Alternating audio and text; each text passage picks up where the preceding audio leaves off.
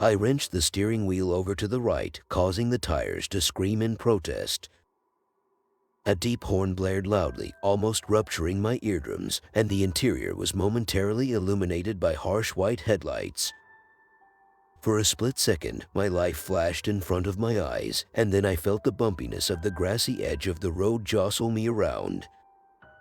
The 18-wheeler which had veered into my lane missed me by less than a foot, blasting by in a blur at what had to be 70 miles an hour or more.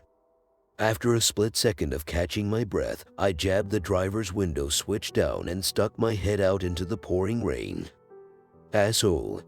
I screamed at the retreating logging truck, though I knew the driver wouldn't be able to hear me. A moment later, an outraged woman's voice tumbled from the speakers of my rented Chrysler 300. "I beg your damn pardon." Regaining my senses and remembering I'd been in the middle of a phone call, I sat back down in the seat. "Not you, Aaron," I said apologetically. "If you didn't hear the commotion on my end of the line, I almost got splattered all over the front end of some moron's Peterbilt who wandered over to my side of the road." There was a moment of silence from the speakers, and then my agent let out a small snort. "Well, isn't that just grand? You've gotta love idiots on the roads these days." It took a softer tone. "I'm glad you didn't get into an accident, Al. I don't feel like losing my best client and close friend in one go." I laughed. "Helps me relax to know you care," I admitted. Then, after a moment getting the tension out of my muscles, I pulled the car back on the road and continued on. It was the winter of 2022, and I was on my way to a book signing in Seattle from where I lived in Gold Beach, Oregon. I was a writer who'd just broken the New York Times bestseller list with my debut novel, and as such, I was on the start of my book signing tour, which would take me around the country. Obviously, as many people would quickly realize who I am if I used my real name, I have changed it, along with others. Aaron, my literary agent, had suggested I fly to Seattle from the airport in North Bend, but I'm someone who's had a major anxiety over flying ever since the September 11th attacks in 2001. So, instead, knowing I hadn't purchased a new car to replace my rather shabby and broken down one yet, she'd arranged me a rental, and I'd begun the almost 7.5-hour drive north. I wouldn't have had to deal with those dingbats if Interstate 5 hadn't jammed up with that accident, I muttered. "Well, you were the one who wanted to drive." Aaron's chiding voice came through the speakers. "Do you have any idea where you are?" I glanced at the GPS map for what had to be the 100th time. The screen almost seemed to glitch, jumping as the antenna on top of the car attempted to communicate with an orbiting satellite above. "Piece of shit. No, this stupid navigation system is apparently on the fritz," I snorted. "So much for Enterprise being a good car rental company." I looked back up just in time to see a sign with the gas symbol flash past. Thank you, God, for small favors, I thought. Hey, there's a gas station coming up soon. I'm a bit low anyways. I'll stop there, get directions, and then call you when I'm on my way, okay? There was a sigh on the speakers. "Okay, just please try not to be too long. The publishing house won't like it if you show up to your very first book signing late tomorrow," she said.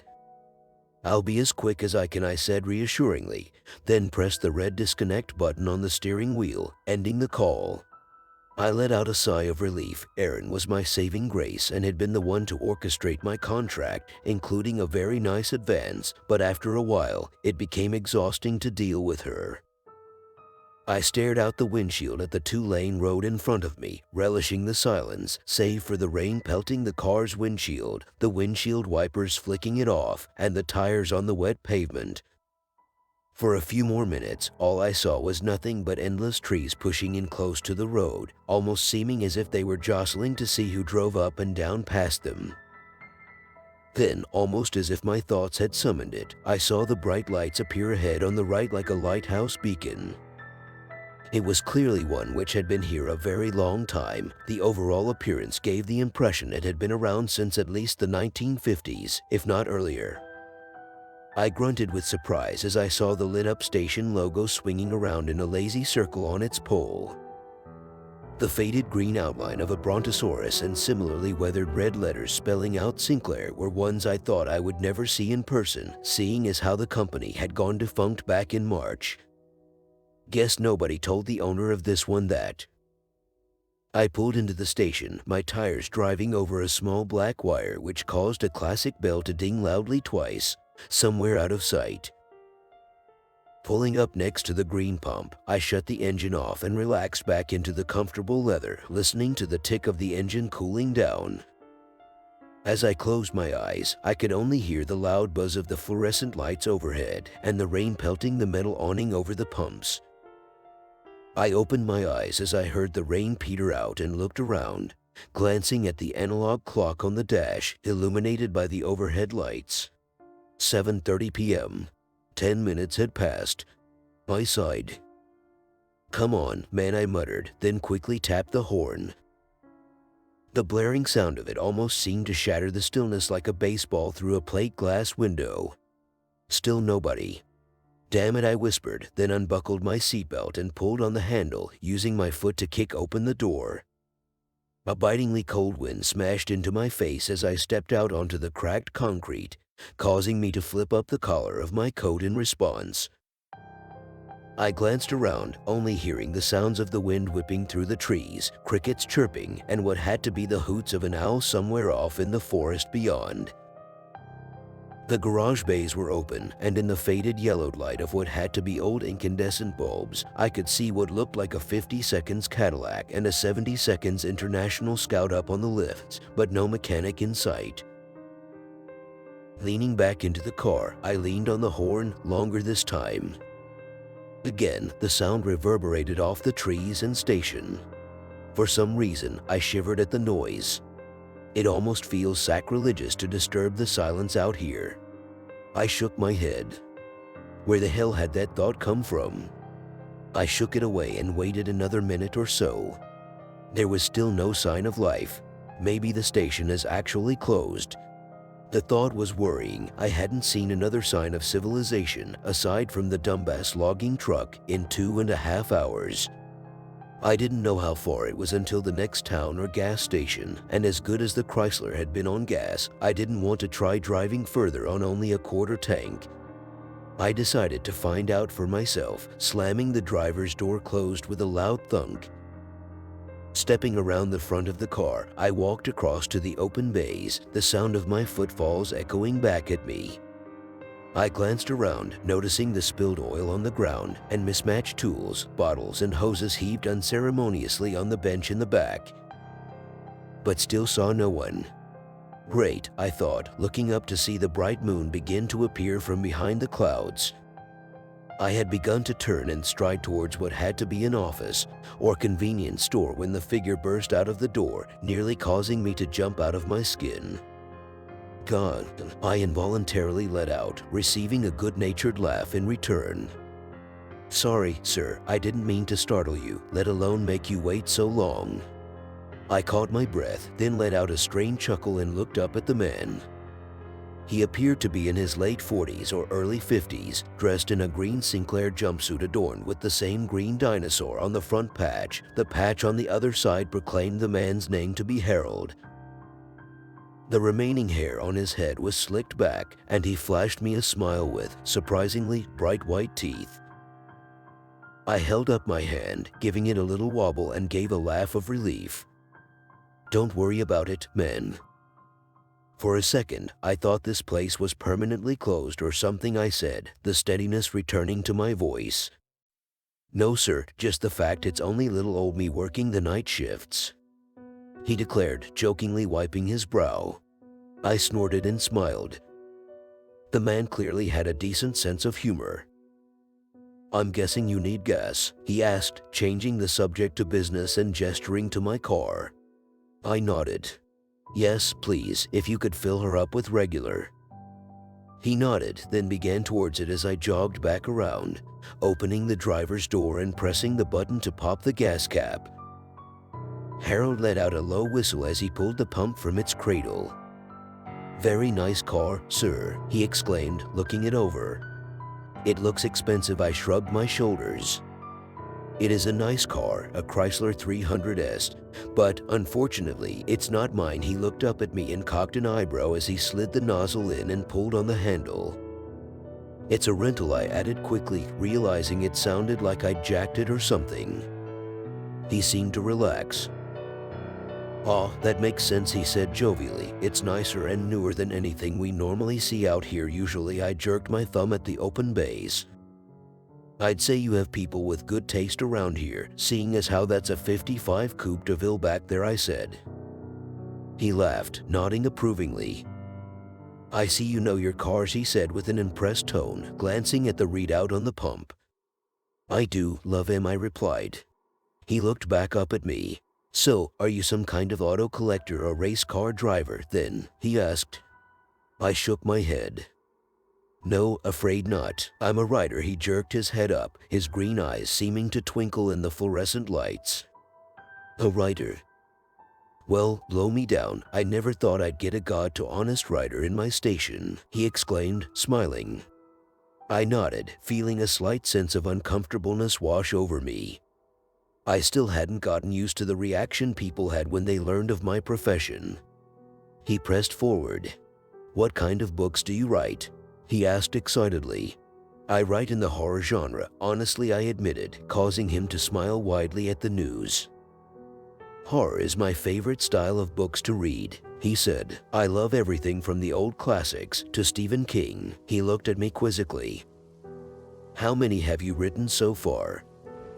I held up a single finger. "Just one published. I'm actually on the way up to a publicity signing right now." He nodded approvingly, then looked back at the pump before speaking again. "So, have you ever seen anything truly scary?" I raised an eyebrow at his question. That came completely out of left field. "What do you mean by that?" I asked in return. He still watched the pumps, but replied, "So many horror writers I've heard about talk about how they've had their own frightening experience, whether it's a plain old scare or even a supernatural experience. It's what helps them write truly horrifying tales now." He looked back at me. His face held a smile which caused me to inwardly shudder a little bit. It almost seemed far too wide for a moment. Then, blinking, I realized it was just a regular grin, if not just a bit of an odd one. "The lights must have caused you to see things," he finished. "So, I was just asking if you'd ever had a scary experience which got you into writing horror." For a moment, there was silence between us as I pondered his question, only broken by an owl's screech somewhere in the gathering darkness. Then I shrugged. "Honestly, I hate to disappoint you, but no," I admitted. He gave me a slightly surprised expression. "Really?" I nodded, deciding to be honest with him. "Really? To be completely truthful with you, Harold, as much as I love horror, both writing it and reading and watching it, I've stopped being scared of it a while ago." The surprised expression seemed to grow on his face. "Really?" he repeated, then looked down at the pump again. "That's a shame," he said, his voice almost holding a trace of sadness in it. I nodded, having to agree with him. "It is. I used to love getting scared by a good horror film or book, but as I got older, it just seemed to, drift away. Now, I just write what I know others are afraid of, like I did with my first book here, but honestly, when I write, I don't feel that fear in me at all." I hated admitting it. Even when I'd given my first online interview with a magazine about my novel, I'd lied about it, saying that my own work could scare the hell out of me. But in a way, it felt good to finally admit the truth to someone, even just a stranger I'd likely never see again. I looked up to find him giving me a rather intense and honestly extremely creepy stare. His green eyes almost seemed to glow in the lights, and his smile had completely disappeared. I took a step back at the abrupt change in his demeanor, but just as quickly, it too was wiped away, replaced by the smile I'd known since he appeared. "Well, I'm sure if you search hard enough, you'll find that feeling again," he said, his voice filled with what sounded like genuine empathy. I nodded, looking out at the woods. "I hope," I truthfully admitted, then heard the sound of the pump finally clicking off. All done," Harold said happily, pulling the pump out of the car and replacing it back in its cradle. He looked at the readout. "That'll be $23.17. I started slightly. Under $24 for 3/4 of a tank. I hadn't heard of gas this cheap since I was at least a teenager, but at the same time, I wasn't going to look a gift horse in the mouth.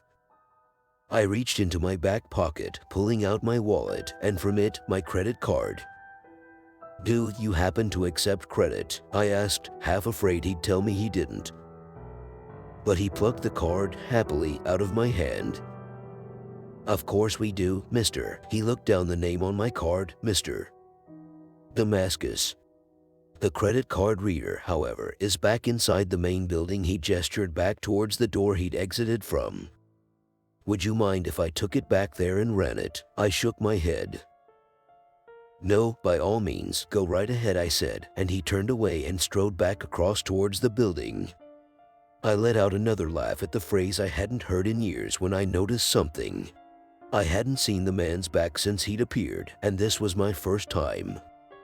The back of his jumpsuit was the same stained green as the front, with a red oil rag peeking out of the back pocket, but my eyes were drawn to one thing. What looked like a large tear in it, just below the large logo patch adorning the back, almost as if he'd been slashed. I could see an equally stained white shirt underneath it.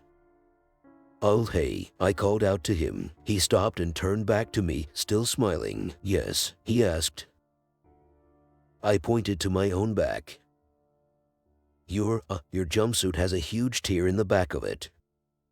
Just wanted to tell you, in case you didn't know." For a moment, the same funny look came over his face, and then he waved his hand dismissively.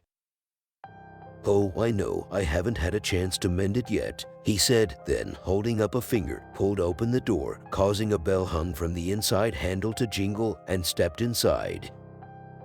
I was left alone again, with only the buzzing sound of the lights almost causing my ears to ring in the sudden silence. Not wanting to seem rude by waiting back in the car, I instead walked to the front and leaned against the hood, staring out into the night. My eyes absent-mindedly drifted off into the gloom as I waited for Harold to return. That's when my eyes finally glanced over at the large sign directly ahead of me. It was the one which advertised the price for gas by the gallon, and as I'd pulled in from the other way, not to mention getting too caught up talking, I hadn't even looked at it. You could easily tell it had fallen into a bit of disrepair, as the light inside, which allowed you to see the prices at night, flickered on and off, precariously seeming as though it would burn out at any second. You could even hear it flickering loudly in the silence. That wasn't what drew my eye, though. No, what drew my eye was the prices displayed on that flickering sign. "There's absolutely no freaking way," I whispered to myself. I scanned down, but kept looking at the top two figures. 88 cents a gallon for regular. I felt a small wave of confusion fall over me. No matter how out in the middle of nowhere this station was, there was no way that it would charge that little for gas. Not to mention, it showed prices for both unleaded and leaded gasoline, something that had been banned since at least the mid-92nd. As my mind attempted to process this, something else finally sunk in. The entire forest around the station had fallen silent. And I'm not talking a normal silence, either. The crickets, the owl, the rustling of what I'd thought were deer or elk in the trees had vanished. Even the wind had seemed to stop. It was an almost unearthly stillness, as if the entire forest were holding its breath. It was beyond unnerving and eerie, to say the least, and it caused a shiver to shoot up my spine. The only sound I could hear was the almost maddeningly loud buzz of the overhead lights, which seemed to drone like that of a growling creature. I realized every muscle in my body had tensed up, though I couldn't understand why. Sure, the silence is eerie, but it's nothing to be truly afraid of, I thought. As much as I repeated that thought to myself, I couldn't help but feel increasingly on edge in the stillness. Okay, fuck this, I said finally, the sound of even my own echoing voice sounding just off to me, pushing myself off my hood and beginning for the door Harold had gone through. As I walked, I looked at the watch on my wrist, seeing another 15 minutes had passed since he'd left. Where the hell is he? Letting out a sigh, both of frustration and to try and relieve some of the odd sensation forming in my gut, I finally reached the door and reached out, gripping the handle. It felt almost shockingly cold in my hand, and I quickly twisted it, opening the door and causing the bell to jingle, sounding too loud in the quiet. I stepped inside and allowed it to swing shut behind me, the bell giving another jingle, this time muted in the building's interior. I looked around. Aside from an old Coca-Cola machine in one corner of the room, there were no food or drinks in here. Instead, the 2 or 3 aisles taking up most of the space were filled with what looked like older-style cans of motor oil and other assorted automotive bits and bobs, all adorned with the dinosaur logo. I drew in a breath, then coughed a little. It felt more than a little musty in here, as if it hadn't been aired out in a long time. Looking directly ahead, I saw the counter that Harold must usually be stationed at. An older-style cash register sat atop it, and behind it lay an open door marked Employees Only. Beyond was a long, tiled hallway which stretched out for a while before disappearing around a corner. I stared at the cash register. Haven't seen one of these old jobs since I was a kid in the 90 seconds, I thought, a few nostalgic emotions breaking through my other emotions and tugging at my heartstrings. But it was just as quickly shooed away by the uneasy feeling that was settling over me like a cloud of dust. This whole place just seemed wrong. I couldn't tell why, but it was making my arms and legs feel as though insects were inching along under my skin. After a moment's hesitation, I opened my mouth. "Oh, hey, Harold," I called, my voice seeming muted just like the bell had. I waited. No answer. "Hey, Harold, are you back there?" I called again. Still nothing. Feeling increasingly on edge as the fluorescent lights in here sounded like they were also buzzing too loud, I craned my neck to look down the corridor. Just barely at the corner, I saw the bright blue sign indicating a restroom. I made my decision, calling out again. "Look, if you can hear me, Harold, I'm coming over the counter to use the restroom, okay? I can't hold it until I get to the next town." It was a lie. I hadn't eaten or drank anything in the last 2 hours to make me have to go, but just in case he came around the corner, I didn't want to get into trouble, as odd as I felt. I still didn't want to piss the man off. Taking a deep breath, I hopped the counter and stepped into the corridor. Unlike the main room, this was lit by 3 or 4 incandescent light bulbs dangling down from the ceiling.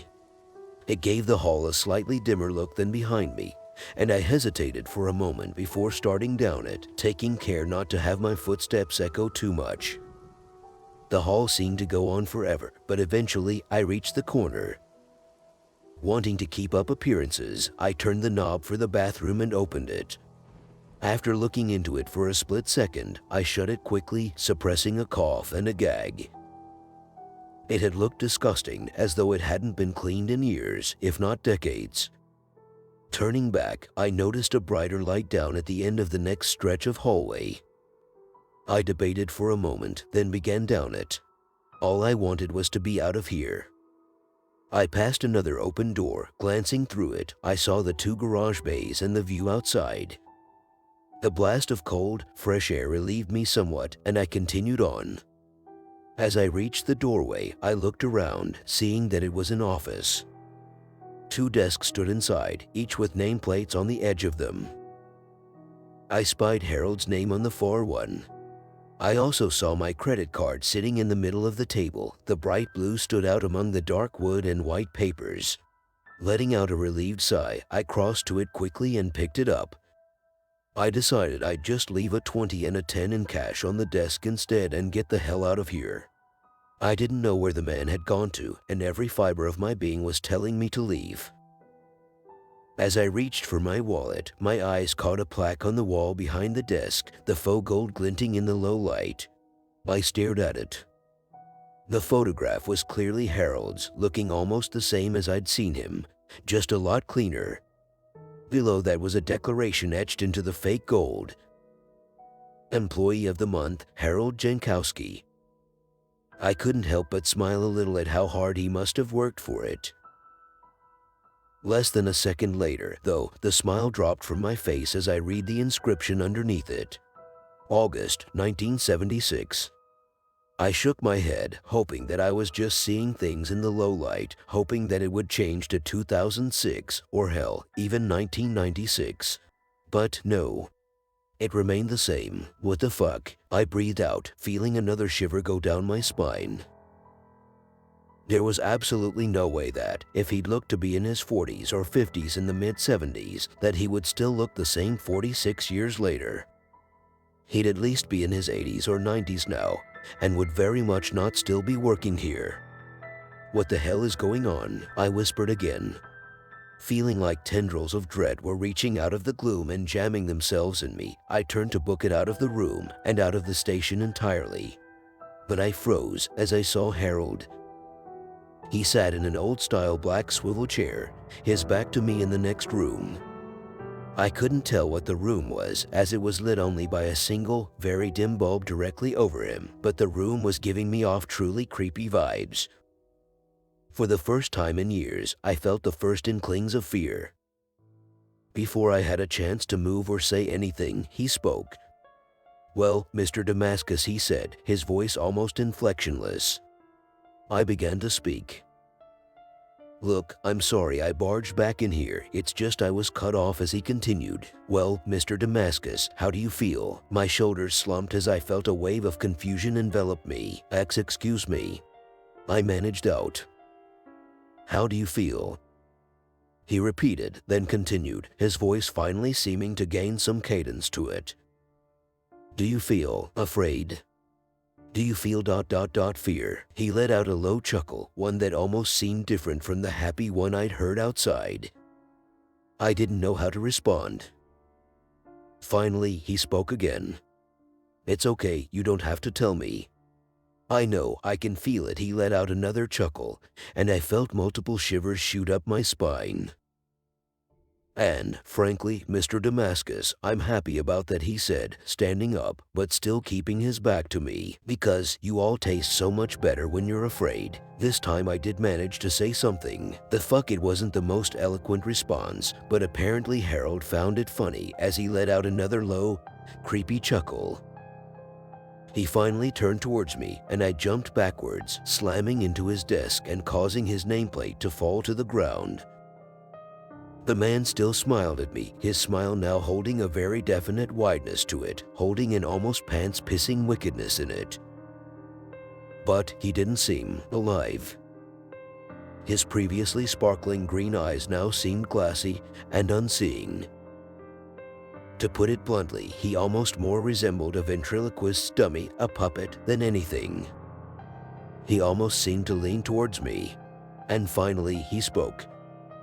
"I'll make it sporting, though. You have 20 seconds to run," he said. Swallowing hard, I looked around and saw a tire iron on his desk. I snatched it up, ready to club the man over the head if he made a move towards me. That's when he simply dropped forward onto his face. He fell halfway forward into the room and didn't move. I looked down at him and gasped as I realized what I was seeing. The man looked nothing more than like a deflated beach ball, as though all the organs and blood in him had been sucked out. I saw the tear in the back of his jumpsuit again, this time much more pronounced. Behind it, his dirty white shirt had been torn as well, and it revealed ... oh, fuck me sideways, a hole in his actual back. I could see the white of his spine clearly visible in the yellow light.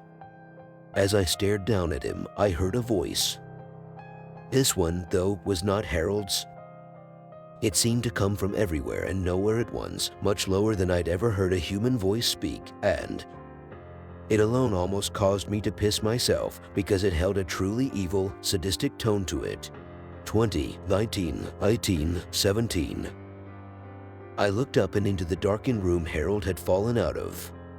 And finally, for the first time in years, I screamed. Hovering just in the darkness beyond the edge of the dim light's gaze were two enormous, glowing green eyes. They were larger than a human's eyes ever could be, and in a very inhuman shape, looking like crescent moons. They held the most evil, sadistic glee I had ever seen in my life. At my scream, the voice stopped counting down and ... it fucking laughed. A great, booming laugh that sounded like nails on a chalkboard. And then it began counting down again, the malicious excitement in it audible. 16, 15, 14, I didn't wait any longer. I didn't want to see what those eyes belonged to. I turned and I sprinted out of the office, running down the corridor, my footfalls and panicked breathing echoing back to me like a gunshot. The corridor seemed to go on forever, and I couldn't understand why it was taking so long to reach the corner. Finally, though, I reached it and froze. I was back at the entrance to the office. What the fuck? Behind me, I heard the voice reach 10, and I began sprinting again down the hallway. It seemed to take even longer to reach the corner, and this time I reached out to grab the corner edge with me hand only to grab the wooden edge of the office door. My eyes widened and I felt tears begin to fall from my eyes as I ran again. The voice continued as I dashed for down the ever-increasing corridor. 7, 6, 5. I let out a strangled sob as I grabbed for the tiled corner, pushing off the edge of the corridor to snatch at it. Instead, I smashed into the wall ... next to the office door. I fell in a heap, trying to force myself up when I heard it finish. 3, 2, 1, ready or not, Mr. Damascus, here I come. As it finished uttering the last word, the voice dropped even lower, as if I were hearing the voice of the devil himself speak to me. I realized if I looked behind me now, I'd see it, standing in the middle of the office, over its human puppet. I refused to look back. I knew it wanted me to. Tears flowed freely down my cheeks, mixing with the blood from my head where I'd slammed into the wall. Every horror movie death in movies and books flashed through my mind. And I knew all of them weren't even remotely as horrible as what that thing had planned for me. That's when a thought, just a tiny glimmer of hope, flashed through my mind. Something I'd seen as I'd walked down the hall to the office. I felt adrenaline course through me. I might die trying to do this, but I have to try, I thought. I heard the floor behind me rattle and felt hot, stinking breath fall across the back of my neck. For a microsecond, I felt paralyzed with fear, and then I let out a strangled cry, exploding into motion. I heard a bellow of frustration behind me, followed by a laugh. It knew once I reached the end of the corridor, it had used whatever power it had to bring me right back to it. It had power over this corridor. But it doesn't realize it left a weak spot open. The thought still echoing in my mind, I ran, unable to keep myself from screaming this time as I dashed down the corridor. It seemed even longer than before, but as I reached the halfway point, I saw what I'd been hoping to spy. The door into the garages stood open, almost hidden out of sight behind a shelf of oil. I let out another cry, this one of determination. Behind me, I heard the creature stop laughing. Now, it let out a bellowing cry of rage. Realizing what I intended to do, I felt it begin to thunder up the corridor after me, to snatch me up. The feeling of something sharp sliced across my back. And then I was leaping for the doorway, and through it. I landed in a puddle of still sticky oil underneath the Cadillac. What I saw now was rusting away with decades of disrepair. Not wasting a second, I jumped to my feet and ran for the open bay doors. Behind me, I heard a louder bellow, but I didn't look back. I burst out from inside the doors into the night, now laden with the sounds of the forest again. I dashed for my car, almost flying over the hood, and ripped open the driver's door. Crashing into the seat, I stabbed at the start button, for a moment terrified that, like the typical horror cliché, it wouldn't start. But to my surprise and gratitude, it did, the roar of the V6 thundering out. As I grabbed the knob to jam into drive, I risked one glance up. And I couldn't help but scream out again. The entire gas station had gone dark. The inside, the overhead lights, everything. I could see the outline of the building, but that was it. And the eyes. The eyes glowered at me from inside the bays with absolute rage and hatred. Still screaming and staring at them, I slammed my foot down onto the accelerator. The tires screamed, and the car shot forward like a rocket, tearing out from under the awning and out onto the road. I refused to look in the rearview mirror. I knew I'd see those eyes one final time in them, and I didn't want to. I just kept my eyes on the road in front of me as far as my headlights reached, my knuckles white as I gripped the wheel and roared away from the hell behind me. I just about never let up my foot from that gas pedal, taking the corners far too fast.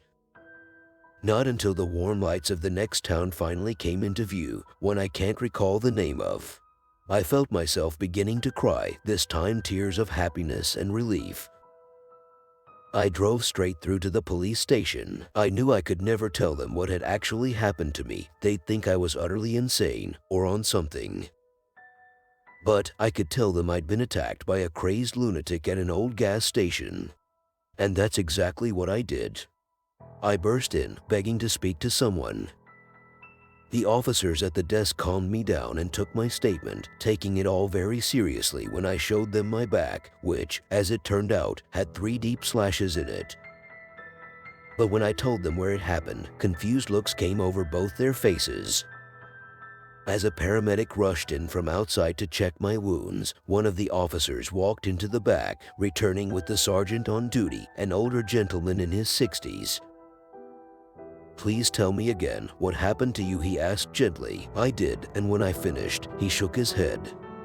"Son, it couldn't possibly have happened at the Sinclair station 10 or 12 miles back," he said softly. I stammered. Why not?" I demanded, struggling for my words.